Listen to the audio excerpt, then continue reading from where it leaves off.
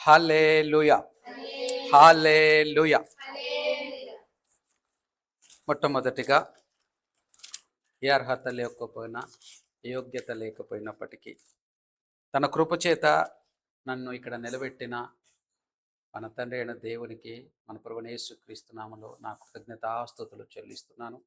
అలాగే చెరవచ్చిన సంఘ బిడ్డలకు, అలాగే ఆన్లైన్లో వీక్షిస్తున్న బిడ్డలకు ప్రభు నామములో నా నిండు వందనములు తెలియజేస్తూ ఉంటున్నాను.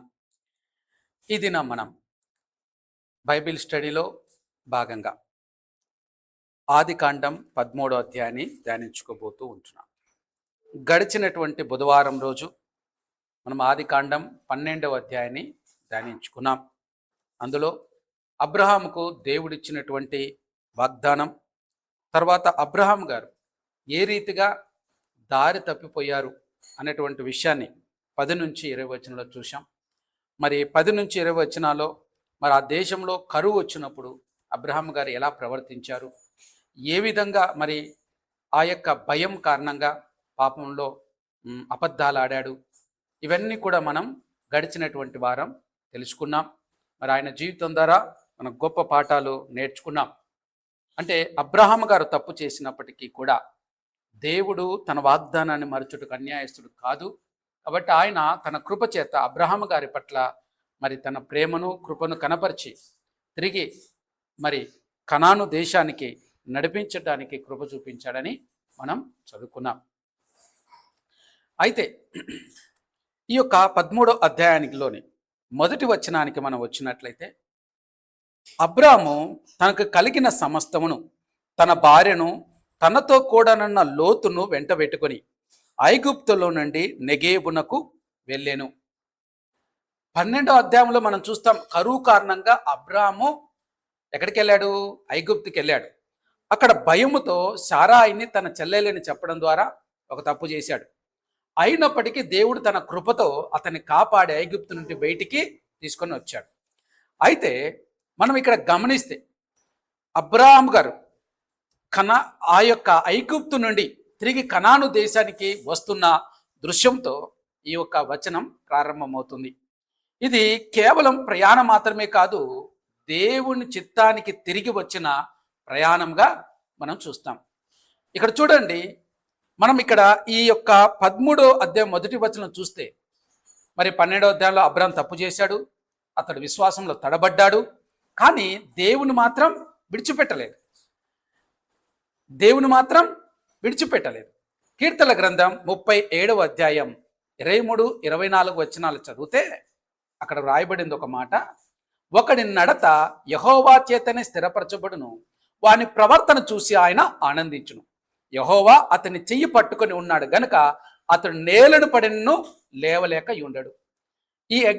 ఈ వచనాన్ని చూస్తే అబ్రహాం గారి విషయంలో ఖచ్చితంగా జరిగింది. ఇక్కడ అబ్రహాం గారి ప్రవర్తన, ఎక్కడికి? ఐగుప్తుకి వెళ్ళాడు. కానీ దేవుడే తనను సరిచేసి దాన్ని మళ్ళీ వాగ్దాన దేశాన్ని తీసుకొని వస్తూ ఉంటున్నాడు. అంటే ఒకని నడత దేవుడి చేతని స్థిరపరచబడుతుంది. అయితే అబ్రాహాం గారు తిరిగి రావడంతో దేవుడు తిరిగి ఆనందించినట్టు మనం చూస్తాం. ఇక్కడ అబ్రాహాం గారు చెయ్యి దేవుడు పట్టుకొని ఉన్నాడు కనుకనే తిరిగి కనాను దేశానికి వచ్చాడు. అంటే దేవుని కృప ఎంత గొప్పగా ఇక్కడ ఉందో మనకు బాగా అర్థమవుతుంది.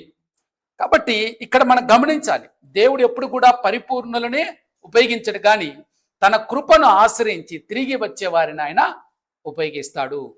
అంటే తిరిగి మనం తప్పు చేయొచ్చు, కానీ ఆయన చెంతకు వస్తే ఆయన మనల్ని వాడుకుంటాడు, తన కృప చూపిస్తాడన్న విషయాన్ని మనం నేర్చుకున్నాం. అయితే ఐగుప్తు బైబిల్లో చాలా సందర్భాలలో మనం చెప్పాం, లాస్ట్ వీక్ కూడా చెప్పుకున్నాం. అది దేనికి సూచిస్తుంది? లోకానికి సూచిస్తుంది. అయితే అబ్రాహాం ఐగుప్తును విడిచి తిరిగి దేవుడిచ్చిన దేశానికి వస్తూ ఉన్నాడు. ఇది ఏమని చూపిస్తుంది? పశ్చాత్తాపానికి చూపిస్తుంది. అంటే పశ్చాత్తాపడి తిరిగి దేవుని దగ్గరికి వచ్చినట్టు సూచిస్తుంది. తప్పు చేశాడు, లోకాన్ని చూశాడు, భయం వచ్చింది, లోకాన్ని చూశాడు, ఐగుప్తుకి వెళ్ళాడు. కానీ ఐగుప్తు నుండి తిరిగి ఎక్కడికి వస్తున్నాడు? కనానికి వస్తున్నాడు. అంటే దేవుని సన్నిధికి వస్తూ ఉన్నాడు. అంటే పశ్చాత్తాపంతో వస్తున్నాడు అన్నటువంటి దాన్ని ఇక్కడ చూస్తాం. అయితే ఇక్కడ గమనించండి, లోతు గురించి కూడా రాయబడినటువంటి మాట ఏంటి? లోతు గురించి చిన్న విషయంలో కనిపించినప్పటికి కూడా తర్వాత అధ్యాయాలకి ఇది చాలా ముఖ్యమైనటువంటి పరిచయం అన్నమాట. ముందు ముందు మనం లోతు గురించి చదువుకుంటున్నప్పుడు 14వ అధ్యాయంలో ఇది చాలా గొప్ప విషయంగా మనం చూస్తాం. ఇక్కడ లోతు కూడా అబ్రాహాము గారు ఎలా వచ్చారు, అక్కడికి చాలా ఆశీర్వాదంతో వచ్చాడు. అబ్రాహాము గారు అక్కడికి అబద్ధలాడినా, అక్కడ నష్టం జరిగినా, కానీ దేవుడు ఎలా చేశాడు, తిరిగి అబ్రాహాము గారిని ఆశీర్వాదంతోనే తీసుకొని వచ్చాడు. అయితే ఇక్కడ లోతు కూడా ఆశీర్వాదాలతోనే వస్తూ ఉన్నాడు అనేది గమనించాలి. ఇక్కడ గమనిస్తే అబ్రాహాము గారు వస్తున్నారు, లోతు వస్తున్నారు. అబ్రాహాము గారు ఏ మనసుతో వచ్చారు, లోతు గారు ఏ మనసుతో వచ్చారు అనేది గమనించాలి. ఇక్కడ అబ్రాహాము గారి మనసు ఏముంది, లోతు గారి మనసులో ఏముంది అనేది మనం గమనించాలి. మనం జీవితంలో కూడా తప్పులు చేయడం సహజం, తప్పులు జరుగుతుంటాయి, భయంతో కొన్ని తప్పు నిర్ణయాలు తీసుకుంటాం. అయితే దేవుడు మనం తప్పు చేశాం కానీ చెప్పి దూరపరచడు, ఆయన కృప కనపరుస్తూ ఉంటాడు. ఎప్పుడైతే ఆయన వద్దకు తిరిగి మనం వస్తామో ఆయన మళ్ళీ మనం చేయబట్టుకొని నడిపిస్తాడు. అయితే మనం ఆలోచించాలి, ఐగుప్తులో ఉండిపోతామా లేక కనానుకు వస్తామా అనేది మనమే ఆలోచించుకోవాల్సినటువంటి విషయం. అబ్రాహాము గారు తిరిగి కనాను దేశానికి వచ్చినట్లే పాపంలో దూరమైన మనుషులను దేవుడు తన కుమారుడైన యేసుక్రీస్తు ద్వారా తన వద్దకు తిరిగి పిలుస్తున్నాడన్న సంగతిని ఇక్కడ మనం నేర్చుకుంటాం. ఇక్కడ చూడండి, తప్పిపోయిన కుమారుని ఉపమానం. తండ్రి దగ్గరికి ఏ విధంగా అయితే పశ్చాత్తాపంతో కుమారుడు వచ్చాడో, వచ్చినప్పుడు ఏ విధంగా అయితే స్వీకరించాడో తండ్రి తన కుమారుని, ఆ విధంగానే దేవుడు, తండ్రి అయిన దేవుడు అబ్రాహాము గారిని కూడా ఆ విధంగానే ఇక్కడ స్వీకరిస్తున్నాడు అనేటువంటిది ఇక్కడ మనం తెలుసుకుంటాం. ఈ మొదటి వచనం ద్వారా మనం నేర్చుకున్న విషయాలు ఏంటంటే, తప్పు చేసిన విశ్వాసిని దేవుడు విడిచిపెట్టడు. పశ్చాత్తాపం అనేది దేవుని వైపు తిరిగి వచ్చే ప్రయాణం, దేవుని వైపు తిరగడం. మూడవదిగా, దేవుని కృప మన వైఫల్యాల కంటే కూడా గొప్పది. మనం పొరపాట్లు చేసినప్పటికీ దేవుని కృప ఎంతో గొప్పది. కాబట్టి మనల్ని తిరిగి ఆయన చెంతకు నడిపిస్తుంది. దేవుని మార్గంలో తిరిగి నడవడం ఆశీర్వాదాల కారణం. నువ్వు ఎప్పుడు ఆశీర్వదింపబడతావు అని అంటే, నువ్వు ఎప్పుడైతే వాక్యం విన్నావు, వాక్యానికి నువ్వైతే లోబడి పశ్చాత్తాపడి దేవుని వైపు తిరుగుతావో దాని అర్థం ఏంటంటే నీ ఆశీర్వాదాలు ఆరంభమయ్యాయని. అంటే ఇక్కడ ఈ 13వ వచనంలో 13వ అధ్యాయం మొదటి వచనంలో అబ్రాహాము తిరిగి నేబుకు వచ్చాడు అంటే దాని కింద రాయబడిన దక్షిణ పాలస్తీనాకు వచ్చాడు అంటే, ఆయన వచ్చాడు అంటే అర్థం ఏంటంటే ఆయన ఆశీర్వాదాలు తిరిగి ప్రారంభమయ్యాయి అనేటువంటిది అర్థం చేసుకోవాలి. ఇక 2వ వచనాన్ని మనం చూస్తే, అబ్రాము వెండి బంగారము పశువులు కలిగి బహుధనవంతుడై ఉండెను. ఈ వచనం ఐగుప్తుండి అబ్రాం తిరిగి వచ్చిన వెంటనే చెప్పబడినటువంటి మాట. 12వ అధ్యాయంలో ఫరో సారా విషయమై అబ్రాము గొర్రెలు, ఎద్దులు, గాడిదలు, ఒంటెలు, సేవకులు మొదలు అనేక ఆస్తులను ఇచ్చాడు. ఎవరిని బట్టి? సారాన్ని బట్టి ఫరో ఇచ్చాడు. అయితే అది అబ్రాము చేసిన సరైన పని వల్ల కాదు, అబ్రాహాము చేసిన మంచి పని వల్ల కాదు, కానీ దేవుని కృప వల్ల మాత్రమే అది వచ్చిందనేది గుర్తుపెట్టుకోవాలి. కానీ ఇక్కడ గమనించండి, అబ్రాహాము గారు పొరపాట్లు చేశాడు, దేవుని కృప ఉంది. కానీ గమనించాల్సిన విషయం ఏంటంటే, తను సంపాదించిన ఆస్తి తనకు మేలు చేసిందా కీడు చేసిందా అనేది భవిష్యత్తులో మనకు తెలుస్తుంది. ఏ విధంగా? అబ్రాహాము గారు ఐగుప్తు నుంచి తిరిగి వచ్చినప్పుడు ఎవరితో వచ్చాడు మనం చెప్పుకున్నాం. మరి ఎవరితో వచ్చాడు? అక్కడ లోతుతో పాటి ఇంకొకరు వచ్చారు. ఎవరు?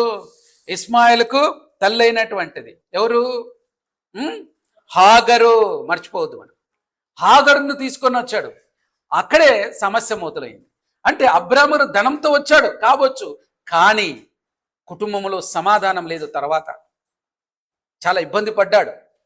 కాబట్టి ఇది గుర్తుపెట్టుకోవాల్సిన విషయం. అబ్రాహాం తప్పు చేసినప్పటికీ దేవుడు తన యొక్క అబ్రహాం మీద ఉన్నటువంటి నిబంధన మాత్రం మార్చలేదు. దేవుడు తన వాగ్దానానికి ఎప్పుడు నమ్మకస్తుడే. వాగ్దానం ఎప్పుడు నీ జీవితం నెరవేరుతుందంటే, ఎప్పుడైతే దేవుని వైపు పశ్చాత్తాపం తిరిగి వస్తావో అప్పుడు తిరిగి దేవుడు తన వాగ్దానాన్ని నీ పట్ల నెరవేరుస్తాడు అనేటువంటిది చూస్తున్నాం. ఇక్కడ చూస్తాం ఏంటి? బహు ధనవంతుడై ఉండెను అనేటువంటి, ధనవంతుడై ఉండెను.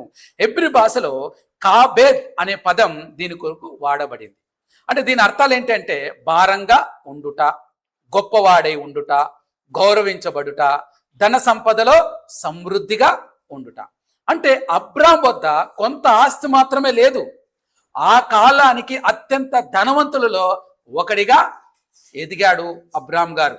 అయితే సంపద ఉండటం, అంత ధనవంతుడుగా ఉండటం అనేది పాపమా? ధనవంతులుగా ఉండటం తప్ప?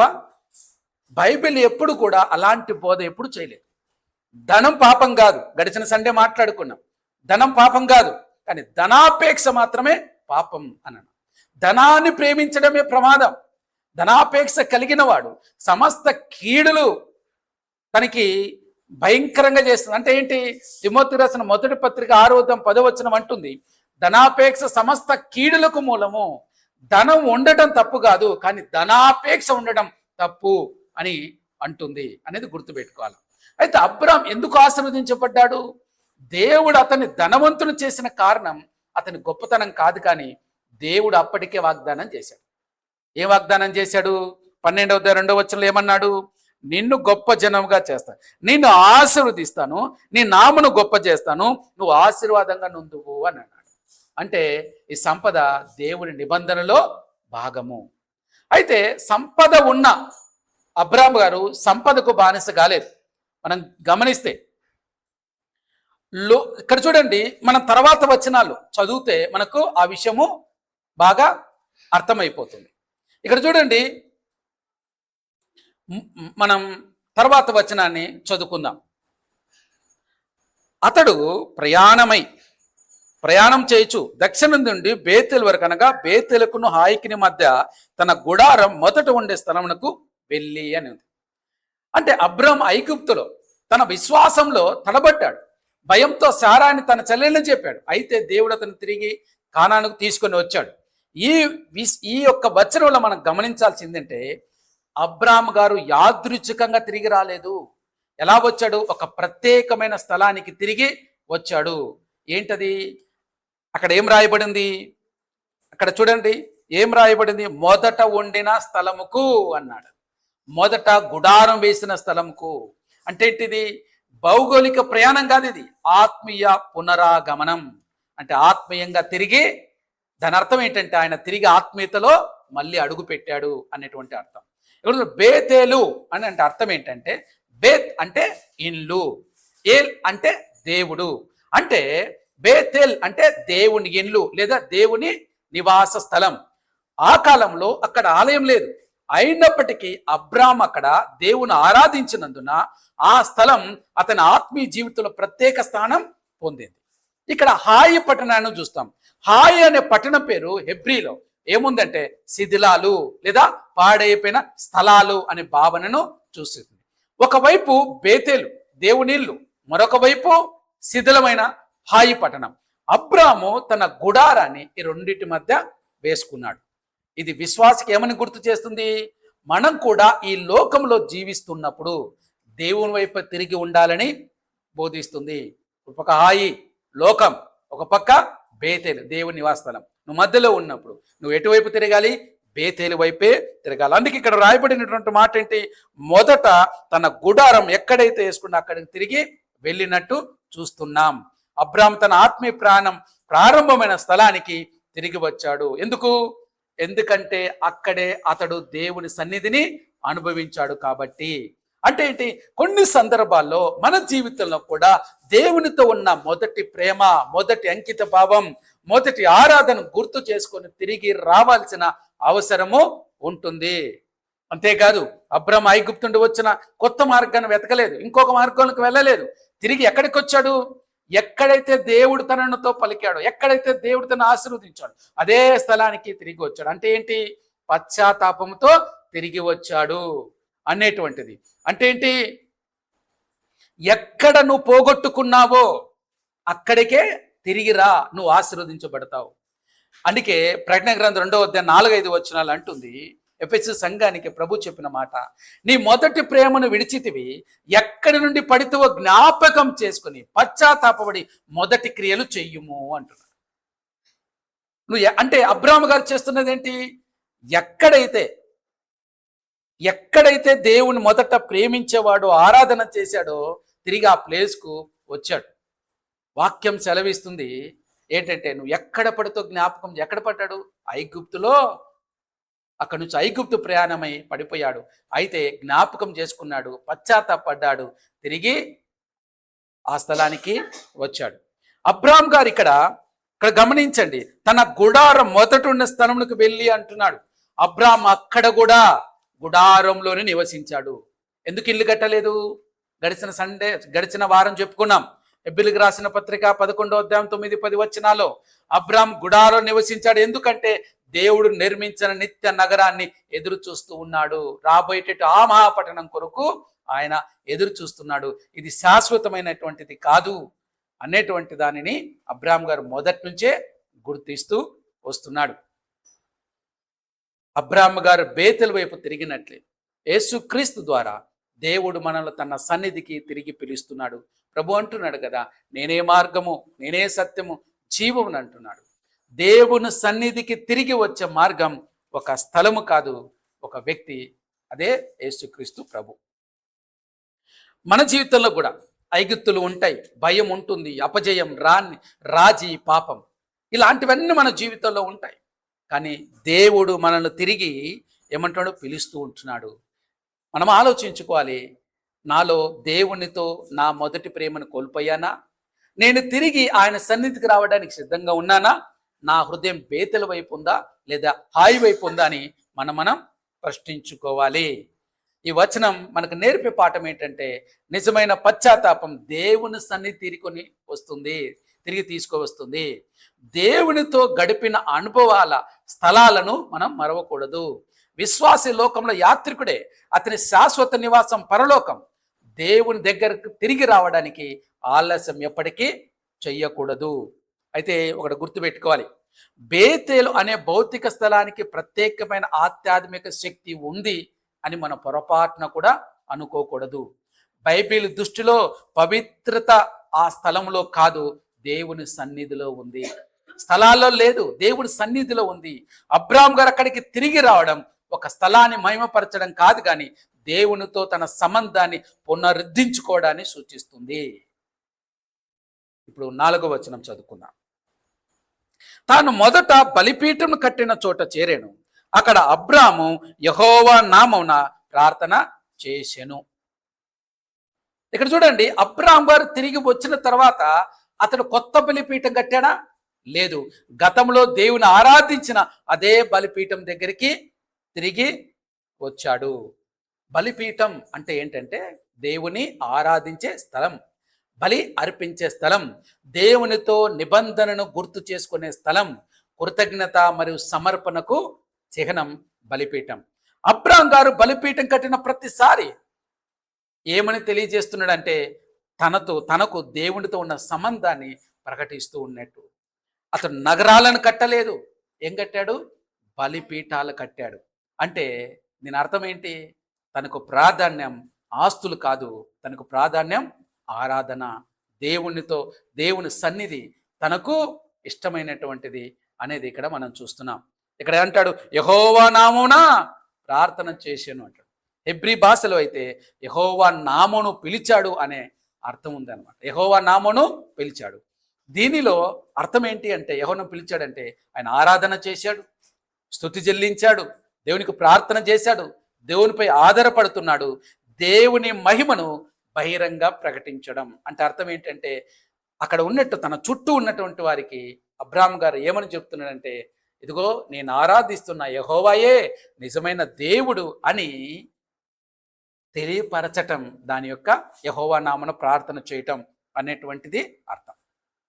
అయితే ఎప్పుడైతే మారు మనసు పొందాడో అబ్రాహాం గారు తిరిగి పశ్చాత్తాపం రాగానే ఏం చేశాడు? అమ్మయ్య, ఐగుప్తు నుంచి ఎంత సంపాదన వచ్చింది, ఎంతెంత వచ్చింది, ఎన్ని గొర్రెలు ఎంచుకోలేదు, సంపదను లెక్కించలేదు, లేకపోతే కొత్త భూమిని వెతకలేదు, లేకపోతే తన పశువును చూసుకోలేదు, దేన్ని చూసుకోలేదు. ఎక్కడికి వెళ్ళాడు? దేవుని సన్నిధికి వెళ్ళాడు. ఇది విశ్వాసికి ఒక గొప్ప పాఠం, మనందరికీ ఒక గొప్ప పాఠం. మనం దేవుని దగ్గరికి తిరిగి వచ్చినప్పుడు ఏమని చూస్తాము? నన్ను దేవుడు ఎంతగా ఆశీర్వదిస్తాడో, ఎంతగా ఏమిస్తాడో అన్న ఆలోచన పెట్టుకొని వస్తాం. అది కాదు మనం పెట్టుకోవాల్సింది. దేవుని సన్నిధికి వెళ్తున్నావంటే దేవుని సన్నిధే ఆనందం, దేవుని సన్నిధే ఆస్తి, దేవుని సన్నిధే సమస్తం అనేటువంటిది మనం గుర్తుపెట్టుకోవాలి. మనం దేవుని దూరమైన తర్వాత తిరిగి వచ్చినప్పుడు మొదటి అవసరం ఏంటి తెలుసా? దేవుని ఆరాధన మరియు సహవాసం అవసరం.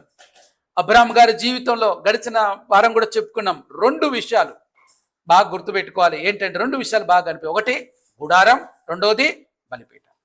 గుడారం ఏం తెలియపరుస్తున్నాడు? నేను ఈ లోకంలో పరదేశిని. బలిపీఠం ఏం తెలియజేస్తున్నాడు? ఈ లోకాన్ని శాశ్వత నివాసంగా చూడకూడదు, దేవునితో నిరంతర సహవాసం కలిగి ఉండాలి, దేవుడే ముఖ్యమని తెలియపరుస్తూ ఉన్నాడు. ఇది మనం చూడాల్సింది. కొత్త నిబంధనలో ఉన్న మనం ఎలా చూడాలి?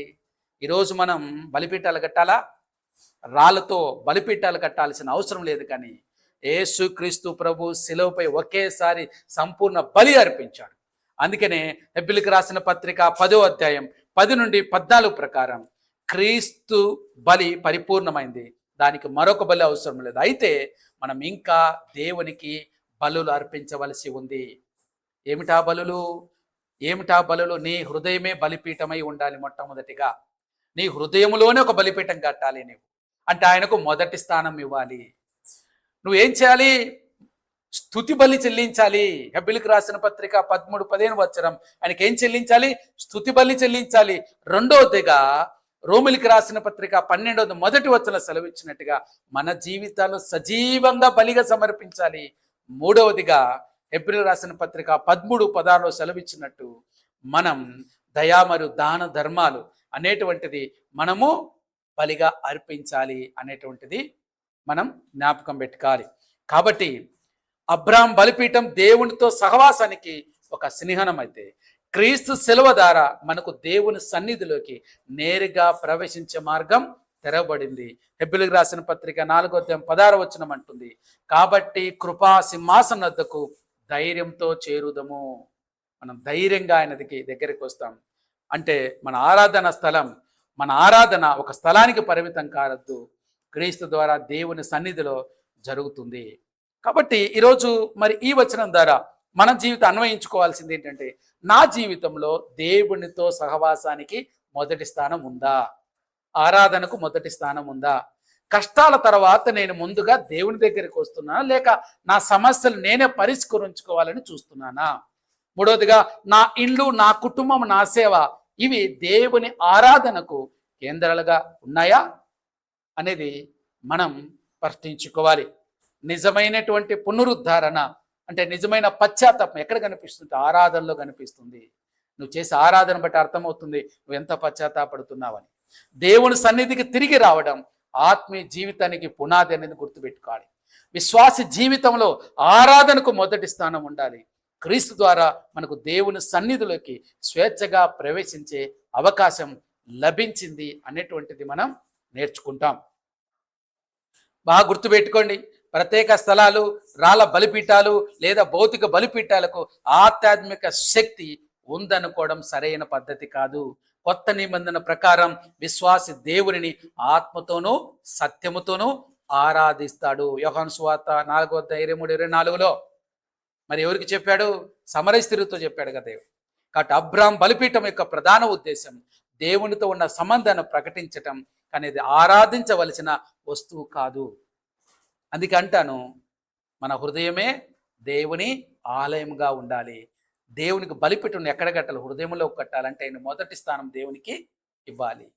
5వ వచనం, అబ్రాహాముతో కూడా వెళ్ళిన లోతుకును గొర్రెలు, గొడ్లు, గుడారములు ఉండెను కనుక అంటున్నాడు. ఇక్కడ చూడండి, అబ్రాహాము గారే కాదు, లోతు కూడా ఎంతో ఐశ్వర్యవంతుడు అయ్యాడు.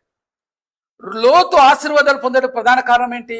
అతడు దేవుని నిబంధన మనిషి పైన అబ్రాహాముతో కలిసి ఉండటమే, అంతే కదా. అందుకనే ఎవరితో జోడి కట్టాలో వాక్యం సెలవిస్తుంది, విశ్వాసితోనే జోడి కట్టాలి. నువ్వు విశ్వాసితో ఎవరైతే ఆశీర్వదించబడిన వ్యక్తులు ఉంటారో వారితో నువ్వు సహవాసం చేయటం అది నీకు ఆశీర్వాదకరంగా ఉంటుంది. ఇక్కడ అయితే ఆశీర్వాదం అతని హృదయాన్ని దేవుని వైపు కాకుండా ఎక్కడ వైపు తెలిపింది? భౌతిక సంపద వైపు తిప్పింది. లోతుకు అబ్రాహాము గారికి ఉన్న తేడా అదే. అబ్రాహాము గారు కనానును అక్కడ కరువులో ఐగుప్తుకు వెళ్ళాడు. ఐగుప్తు నుంచి తిరిగి వచ్చినప్పుడు దేవుని వైపు తిరిగాడు అబ్రాహాము గారు. దేవుని మీద ఆధారపడడం నేర్చుకున్నాడు. దేవుని వైపే తిరిగాడు. తెలుసుకున్నాడు ఒక సత్యం ఏంటి అంటే, ఈ దేవుడు ఏమైనా చేయగలడు, నా సమస్యలన్నిటికీ పరిష్కరించేవాడు ఆయనే అని తెలుసుకున్నాడు. కానీ లోతు సంపద వచ్చింది, సంపదలోనే చూసుకుంటూ ఉన్నాడు. మోసే ఉద్దేశపూర్వకంగా రాసినటువంటి మాట, అబ్రాహాముతో కూడా వెళ్ళాను. ఎందుకు రాశాడు? ఎందుకంటే లోతు యొక్క అభివృద్ధి అతని సొంత పిలుపు వల్ల కాలేదు, కానీ అబ్రాహాంతో ఉన్న సంబంధం వల్ల. అయితే మనం ఒక గుర్తుపెట్టుకోవాలి, దేవుడు కొన్నిసార్లు తన సేవకులను ఆశీర్వదించినప్పుడు వారి చుట్టూ ఉన్న వారికి కూడా ఆ ఆశీర్వాదాల ప్రభావాన్ని అనుభవిస్తారు. దానికి ప్రత్యక్ష ఉదాహరణ నేనే. నా ఇంట్లో జరిగినటువంటిదే. నేను దేవుని నమ్ముకున్నాను, మరి దేవుని యొక్క దీవెనలు నాతో పాటు నా ఇంటికి కూడా వెళ్ళిపోయి ఇద్దరు ప్రభుత్వ ఉద్యోగాలు పొందుకొని, మరి ఒకప్పుడు తిండికి కూడా లేని పరిస్థితిలో ఉన్న కుటుంబం ఈరోజు ఆశీర్వదింపబడి, అంటే ఏసేపు వల్ల పోతిఫర్ ఇంటికి ఆశీర్వాదం వచ్చిందని ఆదికాండం 39:5 సెలవిస్తుంది. అలాగే యాకోబు వల్ల లాబానింటికి అభివృద్ధి కలిగిందని ఆదికాండం 30:27 తెలుస్తుంది. అంటే ఆ ఆశీర్వాదం వ్యక్తిగత విశ్వాసానికి ప్రత్యామ్నాయం కాదు, అది మాత్రం గుర్తుపెట్టుకోవాలి. చూడండి, ఈ లోతు యొక్క సంపద మనం గమనించినప్పుడు గొర్రెలు, గొడ్లు, గుడారములు ఉండెను. చూస్తున్నామా? అంటే ఇవి ఆ కాలంలో ధనానికి ప్రమాణాలు. ప్రత్యేకంగా గుడారాలు బహువచనంలో ఉండడం గమనించాలి ఇక్కడ. అంటే లోతు కుటుంబం, సేవకులు, పశువులు అన్నీ పెరిగిపోయాయి. అతడు ఇప్పుడు చిన్న ప్రయాణికుడు కాదు, పెద్ద సంపన్నుడైపోయాడు. ఎవరు? లోతు. చాలా మంది అనుకుంటారు కష్టాలు మాత్రమే పరీక్ష అనుకుని భావిస్తారు. కానీ నేను అంటాను, బైబిల్ ప్రకారం సంపద కూడా కష్టాలే, కష్టాలకు ఒక పరీక్షే. ఆశీర్వదించిన ఆశీర్వాదాలు వస్తాయి, ఆస్తులు వస్తాయి, అది కూడా ఒక పరీక్షే. పేదరికంలో దేవుని నమ్మడం ఒక పరీక్ష, సంపద వచ్చిన తర్వాత కూడా దేవుని మొదటి స్థానంలో ఉంచటం మరొక పరీక్ష. భావినాలమ్మాయి మాట, పేదరికంలో దేవుని నమ్మడం ఒక పరీక్ష, సంపద వచ్చిన తర్వాత కూడా దేవుని మొదటి స్థానంలో ఉంచడం మరొక పరీక్ష. అది చాలా కష్టంతో కూడుకున్న పని. లోతు ఈ రెండో పరీక్షలు ఏమైపోయాడు? విఫలమయ్యాడు. మన తర్వాత చూస్తాం, అతడు సొదొమ వైపు చూసి నిర్ణయం తీసుకుంటాడు. లోతు మరియు అబ్రాహాం మధ్య మనం గమనిస్తే, ఒక తేడా గమనిస్తే, అబ్రాహాం గారి గురించి ఏం చెప్తుంది? బలిపీఠము, ప్రార్థన, దేవునామం అని చెప్తుంది. కానీ లోతు గురించి చెప్పినప్పుడు గొర్రెలు, ఎద్దులు, గుడారాలని చెప్పడం జరుగుతుంది. అంటే మోసే ఉద్దేశపూర్వకంగా చేసిన వ్యత్యాసం రాసినప్పుడు. అబ్రాహాము ఆత్మీయ జీవితాన్ని ముందుగా చూపిస్తాడు, లోతు భౌతిక అభివృద్ధిని ముందుగా చూపిస్తాడు. ఎందుకంటే తర్వాత వచనాల్లో మనం వారి మధ్య ఉన్న వ్యత్యాసం ఎందుకు అలా చెప్పాడో మనకు అర్థమవుతుంది. దేవుని వాక్యం సెలవిస్తుంది. మత్తయి సువార్త 6:33 ప్రభు అంటాడు, మొదట నా నీతిని, నా రాజ్యంను వెతకండి, అప్పుడు అవన్నీ మీకు అనుగ్రహింపబడతాయి. నీకు ఏం అవసరమో అన్నీ కూడా దేవుడు చూసుకుంటాడు. అయితే నువ్వేం చేయాలా? మొదటిగా ఆయన రాజ్యమును, నీతిని. అబ్రాహాము జీవితంలో దేవుని రాజ్యం మొదట ఉంది, లోతు జీవితంలో క్రమంగా ఇవన్నీ మొదటి స్థానంలో వచ్చి లోక సంపద అంతా మొదటి స్థానంలో వచ్చింది. ఈ తేడా వారి జీవితాల దిశను నిర్ణయించింది. ఈ తేడానే తర్వాత నిర్ణయాలలో ఒక మార్పు వచ్చింది.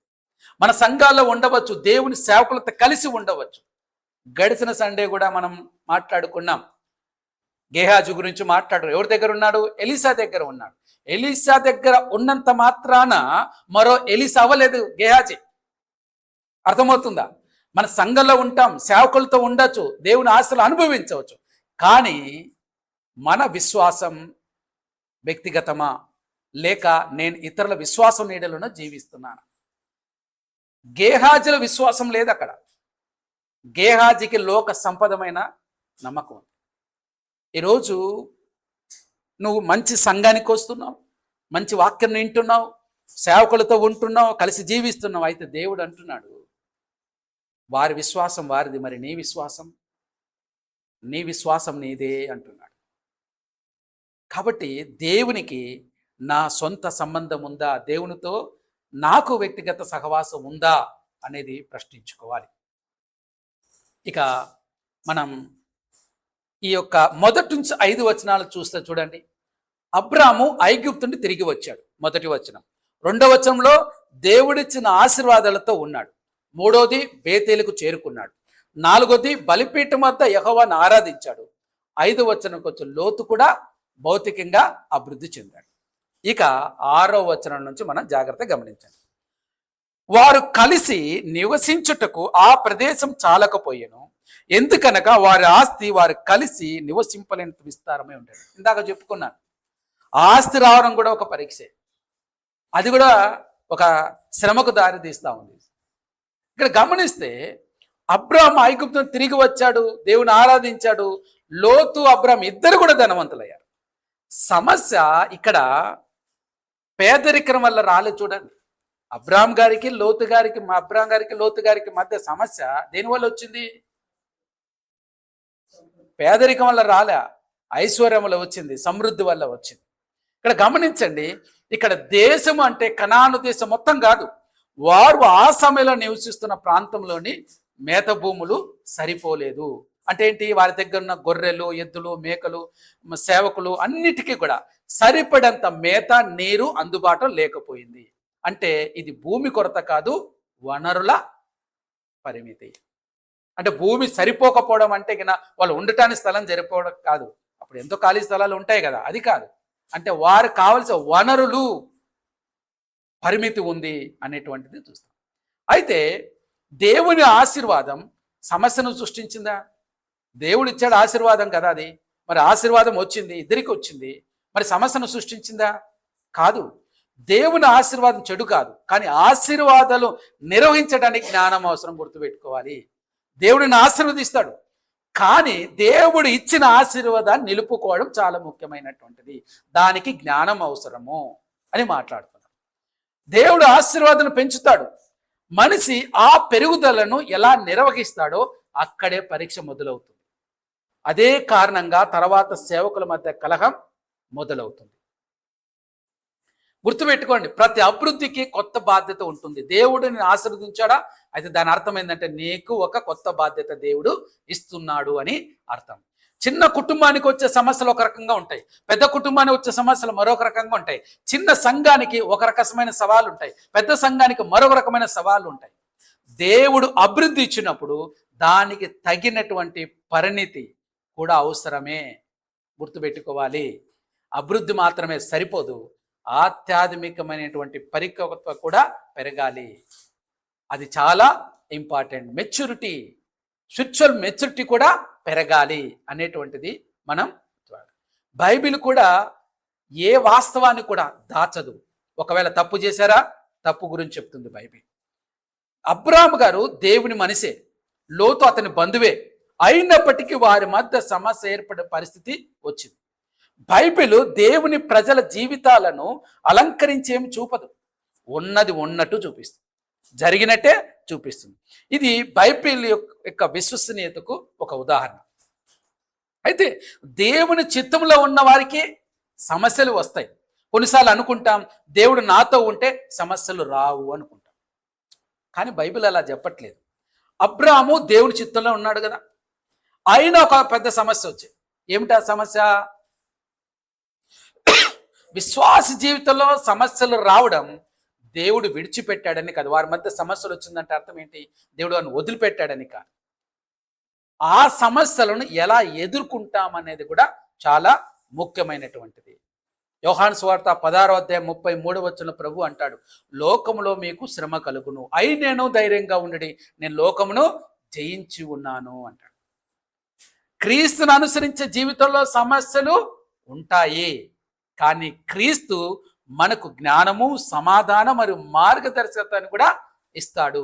అబ్రాహాము కూడా తర్వాత అదే జ్ఞానంతో సమస్యను పరిష్కరించినట్టు తర్వాత వచనాల్లో మనం చూస్తాం. అయితే ఈ వచనం ద్వారా మనం ప్రశ్నించుకోవాలి ఏంటంటే, దేవుడు నాకు ఇచ్చిన ఆశీర్వాదం నేను జ్ఞానంతో నిర్వహిస్తున్నానా? దేవుడిని జ్ఞానం ఇచ్చాడు, ఆ జ్ఞానంతో దేవుడిచ్చిన ఆశీర్వాదాలను నేను నిర్వహిస్తున్నావా? రెండోది, అభివృద్ధి వచ్చినప్పుడు కూడా నా వినయం పెరుగుతుందా? నేను తగ్గింపుతో ఉన్నానా? మూడోది, సమస్య వచ్చినప్పుడు నేను దేవుని జ్ఞానాన్ని వెతుకుతున్నానా, నా సొంత జ్ఞానాన్ని వెతుకుతున్నానా అనేది గుర్తుపెట్టుకోవాలి. ఇక ఈ వచనంలో చాలా స్పష్టంగా నేర్చుకోవాల్సింది ఏంటంటే, ధనవంతులుగా ఉండడం తప్పు కాదు, కానీ ధనాపేక్షతో ఉండటం అనేదే తప్పు అనేది మనం ఇక్కడ నేర్చుకోవాలి. మనం చూస్తే 6వ వచనం సమస్యకు కారణంగా ఉంది, కానీ 7వ వచనం సమస్యకు జవాబిస్తుంది. 6వ వచనం ఏం చెప్తుంది? సమస్య చెప్తుంది. 7వ వచనం అబ్రాహాం గారు సొల్యూషన్ ఎలా తీసుకుని వచ్చాడు. 7వ వచనం అప్పుడు అబ్రాము పశువుల కాపరులకును లోతు పశువుల కాపరులకును కలహము పుట్టెను.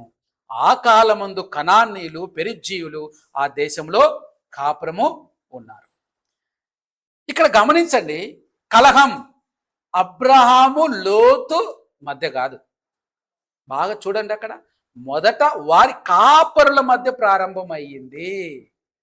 ఇక్కడ గమనించాలి, ఏ సంఘములో అయినా ఏ కుటుంబంలో అయినా సరే నాయకులు సరిగ్గా వేరించకపోతే సేవకుల మధ్య ఉన్న కలహం చివరికి ఏరికొస్తుంది, కుటుంబాల మధ్యకు వస్తుంది, సంఘములో నాయకుల మధ్య కూడా తీసుకొని వస్తుంది. ఇది గుర్తుపెట్టుకోవాలి. కలహం అంటే ఇక్కడ హెబ్రీ భాషలో ఉపయోగించిన పదం రీవ్. దీని అర్థం ఏంటంటే వాదన, తగాదా, వివాదం, హక్కుల కోసం పోరాటం. అంటే చిన్న అభిప్రాయ భేదం మాత్రమే కాదు, మేత భూమి, నీరు, వనరుల విషయంలో తీవ్రమైన పోటీ ఏర్పడింది. అయితే కాపరుల కలహం ఎందుకు జరిగింది?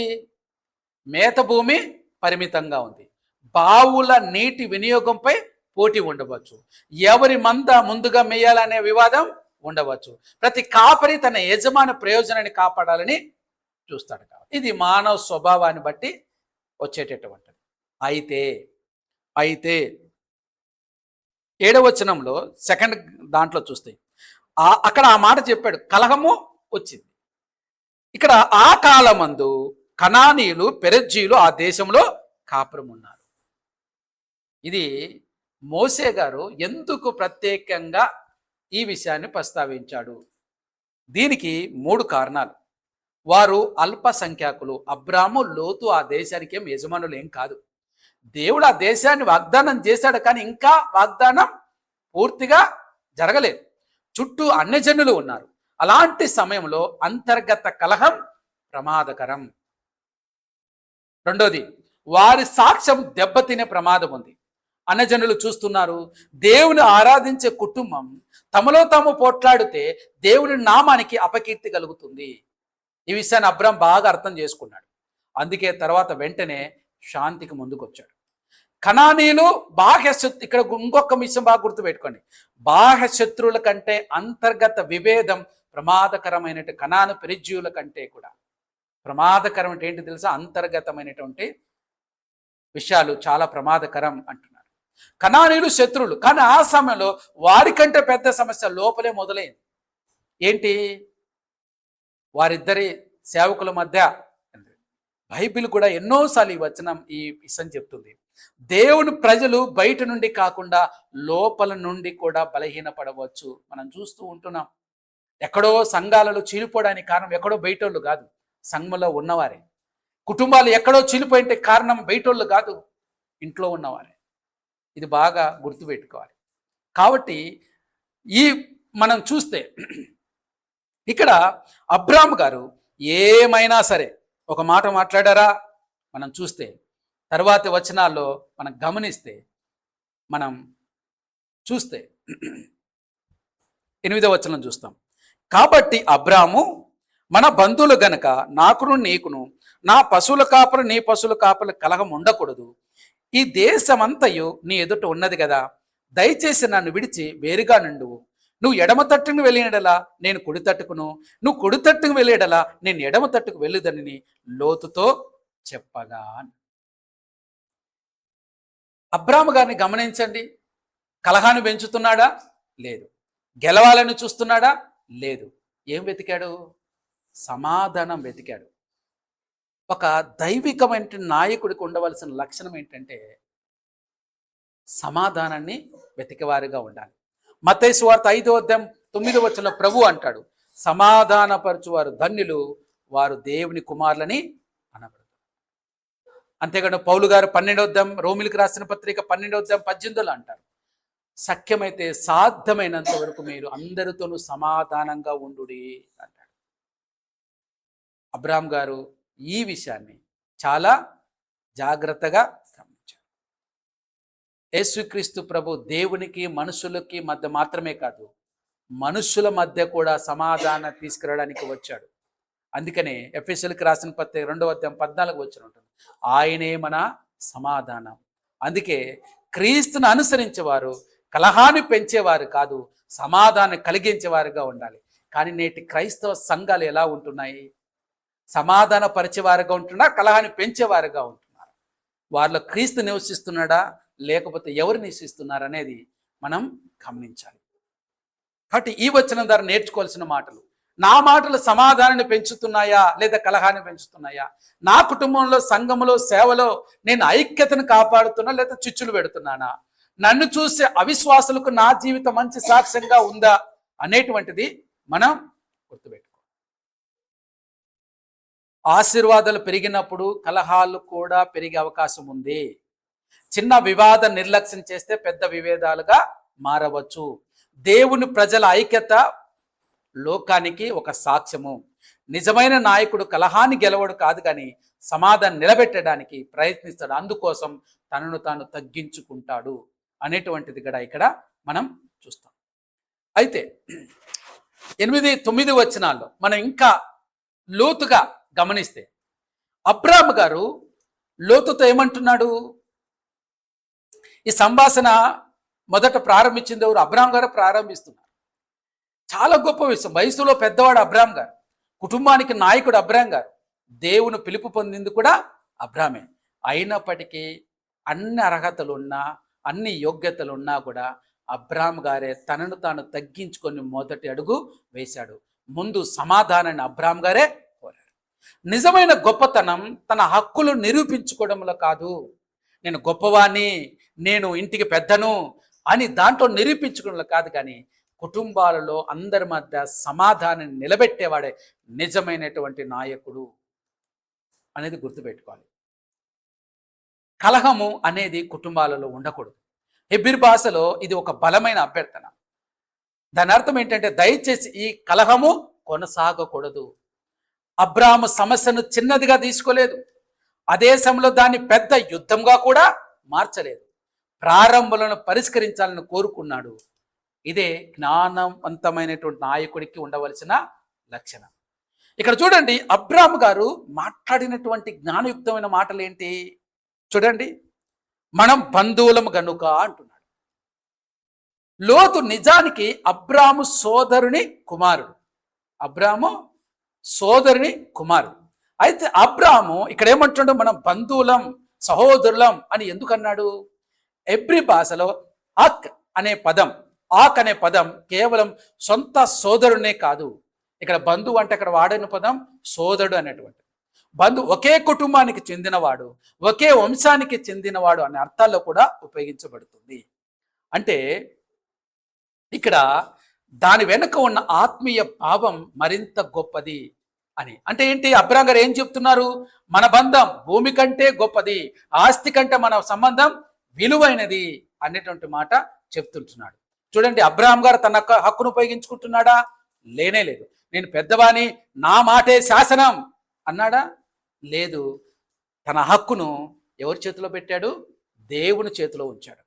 ఎందుకంటే అతనికి తెలుసు, దేవుడు వాగ్దానం చేసిన దానిని మనుషులు ఎవరు తీసివేయలేరు. ఇది గుర్తుంటే మనం అందరితోనూ సమాధానంగా ఉంటాం. నీ ఆశీర్వాదం ఎవడో దొంగిలిస్తాడు, ఎవడో ఏదో చేస్తాడని చెప్పి వాడి మీద కక్షలు, వీడి మీద కక్షలు పెంచుకో. నువ్వు అందరితో సమాధానంగా ఉంటావు. ఎందుకు తెలుసా? ఎవరు నీ ఆశీర్వాదాన్ని దొంగలించలేడు. నీకు వాగ్దానం చేశాడు, నీకు సంతానం ఇస్తానన్నాడు, నీకు ఆశీర్వదిస్తా, ఆస్తులు ఇస్తానన్నాడు అనుకో, దానిని ఎవరు దొంగలించలేరు.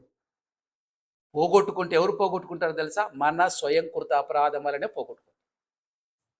ఎవరు అడ్డు రారు దానికి. ఇది గుర్తుపెట్టుకోవాలి. అందుకనే అబ్రాహాము గారు తన హక్కును పట్టుకోలేదు. ఏం చేశాడు? అబ్రాహాము ఇంత ప్రశాంతంగా సమాధానాన్ని వెతికాడు. ఎందుకు?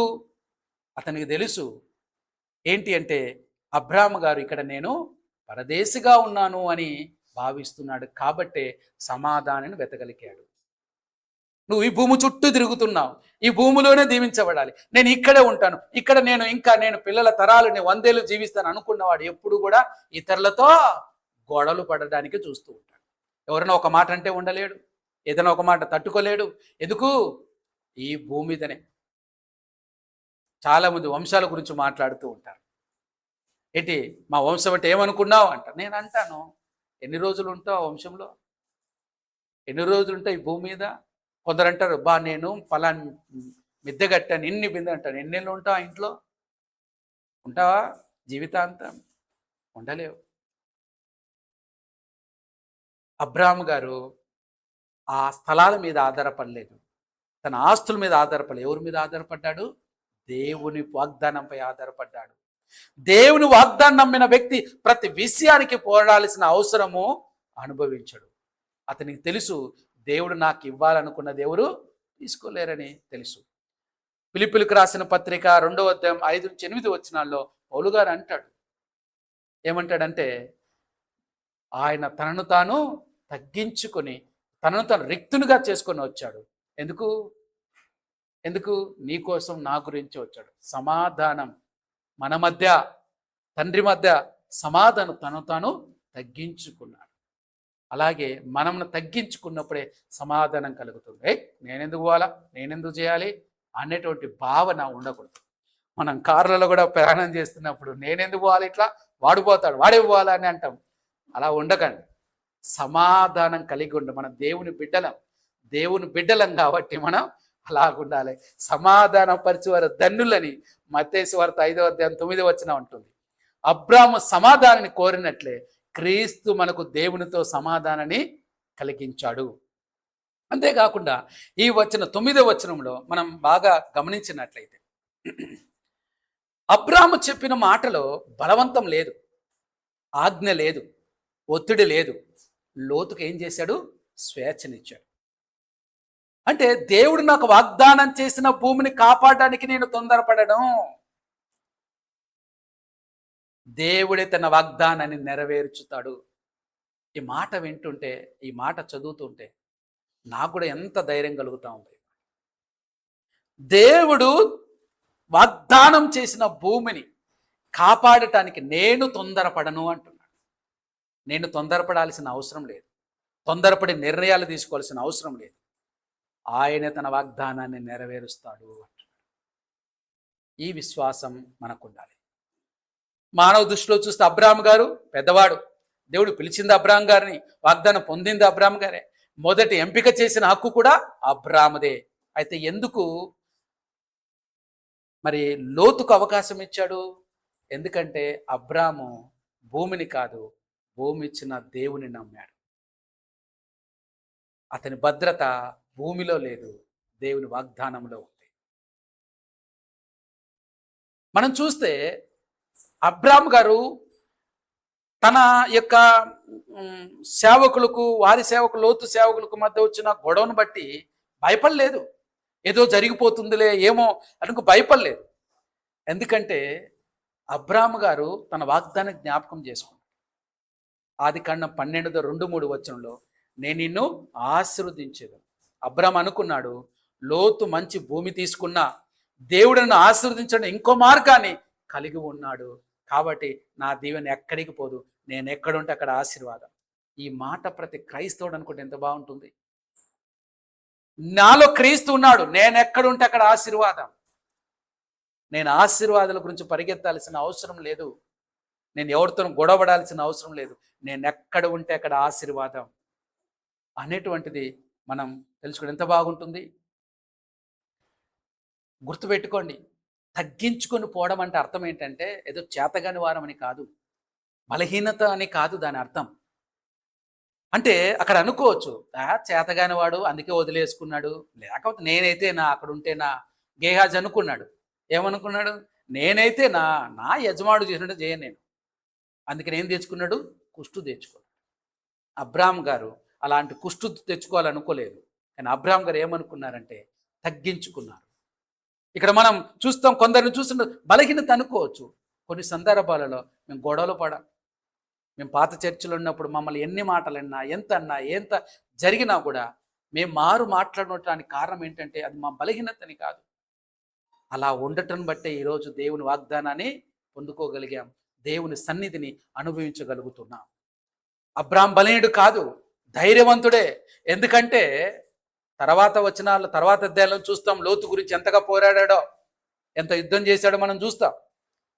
గమనించండి, రెండు కోణాలు, విభిన్నమైన కోణాలు గమనించండి. ఇక్కడ అబ్రాహాం దేవుని వాగ్దాన్ని నమ్మాడు, కనిపించని దానిపై జీవించాడు, దేవుడు ఎన్నుకుంటాడని విశ్వసించాడు.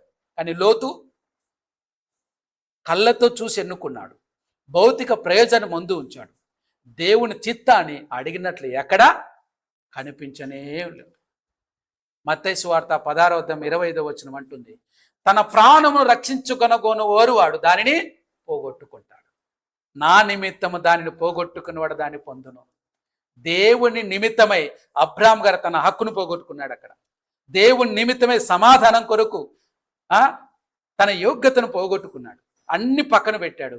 దేవుడే చూసుకుంటాడు. దేవుని వాక్యం సెలవిస్తుంది, ఇదిగో మీరు ఊరికే ఉండి నా వైపు చూడండి, నన్ను నమ్మండి, మీరు ఊరికి ఉండండి, నేనేం చేస్తానో చూడండి. తొందరపడద్దు, ఆవేశపడద్దు, దేవుడు ఖచ్చితంగా తన కృపను కనపరుస్తాడు.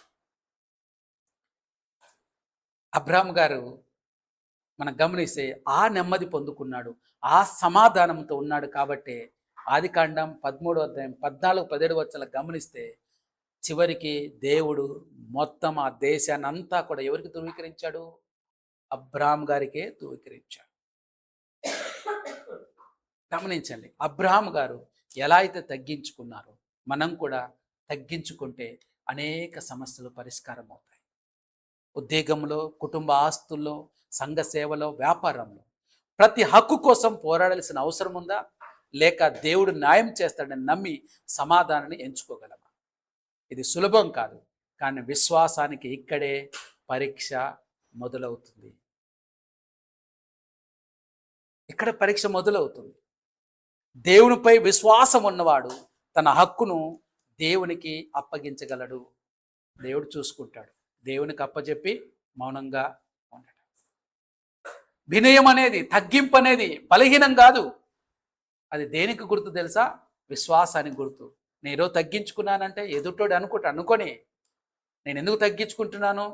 నా పక్షాన దేవుడు ఉన్నాడు, ఆయన నా జీవితంలో ఆశలు ఆయన తీసుకొని వస్తాడు, నేను పరిగెత్తాల్సిన అవసరం లేదన్న విశ్వాసాన్ని కనపరచటం తగ్గించుకోవడం అంటే. సంబంధాలను కాపాడటానికి కొన్నిసార్లు మన హక్కును వదులుకోవడం కూడా అవసరం. దేవుడు వాగ్దానం చేసి దాన్ని ఎవరు దోచుకోలేరనేటువంటిది గమనించాలి. అబ్రాహాం గారు తన వ్యక్తిగత హక్కును వదులుకున్నాడు, కానీ దేవుని సత్యాన్ని లేదా నీతిని వదులుకోలేదు. బైబిలు అన్యాయాన్ని ఎప్పుడు సమర్థించదు. కాబట్టి ఈ వచనాన్ని ప్రతి అన్యాయాన్ని మౌనంగా భరించాలనే అర్థంలో ఉపయోగించకూడదు. ప్రతి దానిని, ప్రతి అన్యాయాన్ని అనేది అది వ్యక్తిగత స్వార్థాన్ని విడిచిపెట్టి దేవుని సార్వభౌమత్వంపై విశ్వాసం ఉంచటం అనేటువంటిది గుర్తుపెట్టుకోవాలి. అర్థమవుతుందా?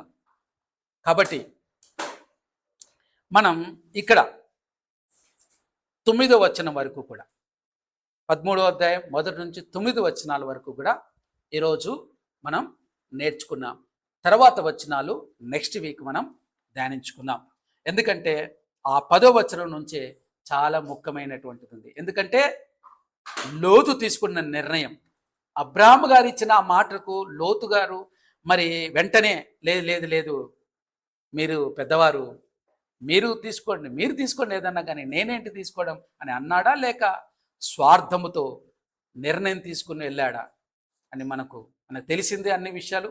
కానీ దాని పర్యవసనం ఏమైంది, మరి లోతు ఎలా వెళ్ళాడు, మరి దేవుడు అబ్రాహాం పట్ల ఏమి కనపరచాడు, ఇవన్నీ కూడా మనం నెక్స్ట్ వీక్ నేర్చుకుందాం. దేవుడు ఈ కొద్ది వాక్యమును దీవించి ఆశీర్వదించునుగాక. ప్రార్థన చేసుకుందాం.